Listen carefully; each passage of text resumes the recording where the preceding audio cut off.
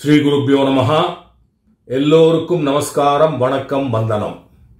இன்னைக்கு அதிகாலையில் around 3 o'clock எங்க அப்பா பிரம்மஸ்ரீ டி.எஸ். பாலகிருஷ்ண சாஸ்திரிகள் அவர்களால் தம்புராமணி தம்புராமணி என்று ரொம்ப வாஞ்சையாக அழைக்கப்பட்ட திரு சுப்பிரமணியம் அவர்கள் தனது 87வது வயதில் காலமானார். அவருக்கு கண்ணன் என்ற ஒரு மகனும் மீரா என்ற மகளும் இருக்கிறார்கள். எல்லாருமே வெரி வெல் செட்டில், கல்யாணமாகி நல்ல உத்தியோகத்தில் இருப்பவர்கள். இவர் எப்படின்னாக்க எங்க அப்பாவுக்கு ரொம்ப சின்ன வயசுலயே தம்புரா மீட்ட வந்து விட்டார். கிட்டத்தட்ட ஒரு 25லேருந்து 30 வருஷம் எங்க அப்பாவுக்கு அவர் தம்புரா போட்டிருப்பாருன்னு நினைக்கிறேன். அதாவது சின்ன வயசுல வந்ததுனால எங்க அப்பாவே அவருக்கு சிம்சன்ல வேலை வாங்கி கொடுத்து அந்த வேலையில் அவ்வளோ நாள் இருந்து கடைசியில் அந்த சிம்சன் கம்பெனிலே அவர் ரிட்டையர் ஆனவர். அதாவது எங்கள் கிரகத்தில் திரு மணி அவர்கள் இல்லாமல் ஒரு வேலையும் நடக்காது. எங்க அப்பாவுக்கு எப்படின்னாக்கா மணி அவர்களுடைய அந்த தலையை பார்க்கணும், அப்பா மணி வந்தாச்சுப்பா அப்படின்னாருனாக்க அவர் எல்லா வேலையும் முடிஞ்சிருங்கிற தைரியம் எங்க அப்பாவுக்கு வரும்.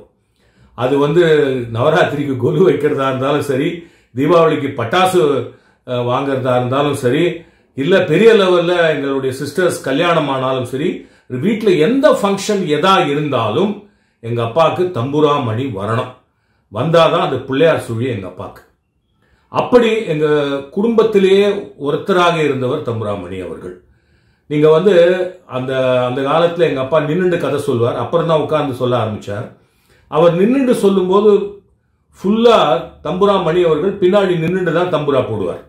அந்த தம்புரா போடும் பொழுதே ஒரு கையால தம்புரா போட்டுண்டு இன்னொரு கையால லாவகமா பிளாஸ்க திறந்து அதுல இருக்கிற பாலை கப்புல ஒரு டம்ளர்ல விட்டு ஆத்தி எங்க அப்பாவுக்கு பாடிண்டே இருக்கும்போது தொண்டை கொஞ்சம் கரகரத்துனா டக்குன்னு எடுத்து கொடுப்பார்.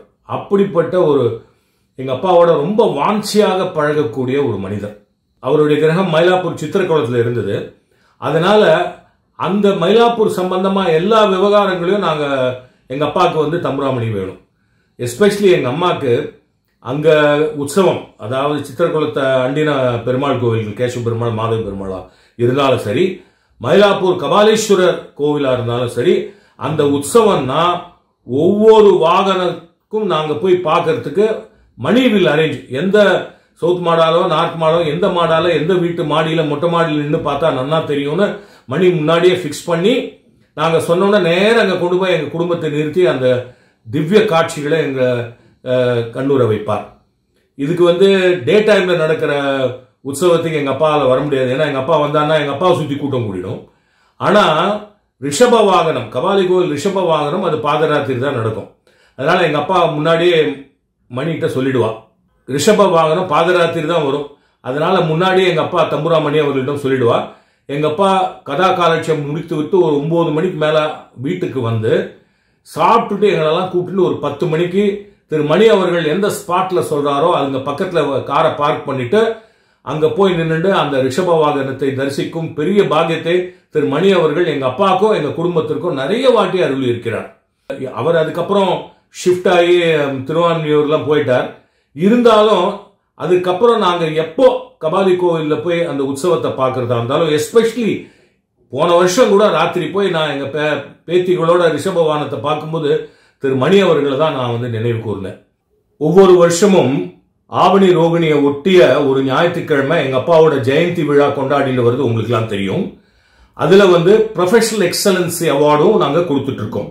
அதை தவிர இங்க எங்களுடைய முயற்சியில இன்வால்வ் ஆன பலருக்கும் தனியா மரியாதை செலுத்திட்டு வரோம்.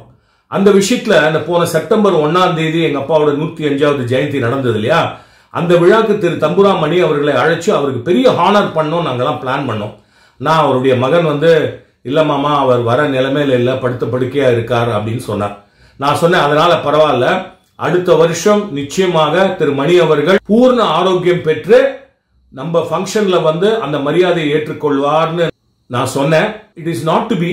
அதனால பரவாயில்ல, அடுத்த வருஷம் நிச்சயமாக அவருடைய நினைவாக அந்த மரியாதை போஸ்ட்மஸா அவருடைய மகனுக்கு கொடுப்போம் நிச்சயமா. சோ அவருடைய பிரிவு அவருடைய சேர்ந்த அனைவருக்கும் மிகவும் துக்கத்தை கொடுக்கும். எனக்கும் தான், எங்க குடும்பத்துக்கும் தான். ஆனா ஒருத்தருக்கு, ஒரு ஆத்மாவுக்கு மிகவும் மகிழ்ச்சி கொடுக்கும். அதுதான் எங்க அப்பா பிரம்மஸ்ரீ டி.எஸ். பாலகிருஷ்ண சாஸ்திரிகளுடைய ஆத்மா. அந்த ஆத்மா சொர்க்கத்திலேருந்து மணி வந்தாச்சு அப்படின்னு ஒரு கூக்குரல் இடுவார் என்பதில் ஐயம் இல்லை.